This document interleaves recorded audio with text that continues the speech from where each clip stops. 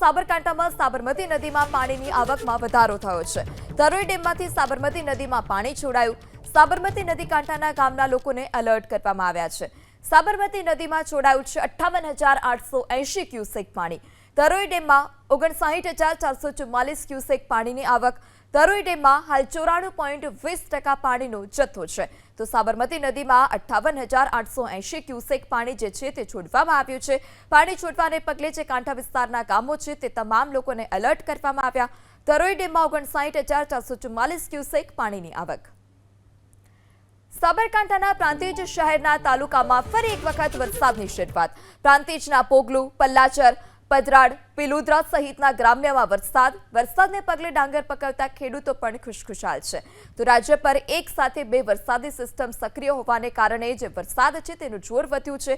હવામાન નિષ્ણાંત અંબાલાલ પટેલે પણ રાજ્યમાં વરસાદનું જોર વધશે તેવી આગાહી કરી, અને આ આગાહી વચ્ચે જ અલગ અલગ જિલ્લામાં વરસાદ છે, ત્યારે સાબરકાંઠાના પ્રાંતિજ શહેર અને તાલુકામાં ફરી એક વખત બપોરના સમયે મેઘરાજાએ ધડબડાટી બોલાવી છે। અલગ અલગ ગ્રામ્ય વિસ્તારમાં વરસાદને પગલે ડાંગર પકવતા ખેડૂતો ખુશખુશાલ।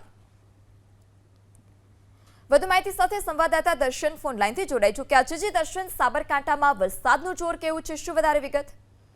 જી ચોક્કસથી સાબરકાંઠા જિલ્લામાં વરસાદની માહોલ યથાવત જોવા મળી રહ્યો છે। હિંમતનગર અને પ્રાંતિજ પંથકની અંદર અત્યારે હાલ વરસાદ વરસી રહ્યો છે। અલગ અલગ વિસ્તારની અંદર છૂટો છવાયો જે વરસાદ વરસી રહ્યો છે તેને લઈને હાલ તો જે ખેડૂતો છે તે ખેડૂતો ખુશ જોવા મળી રહ્યા છે।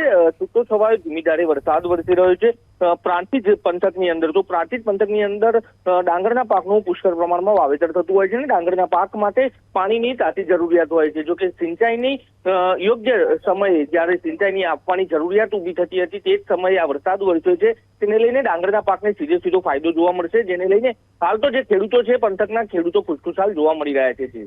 જી દર્શન, માહિતી બદલ આભાર।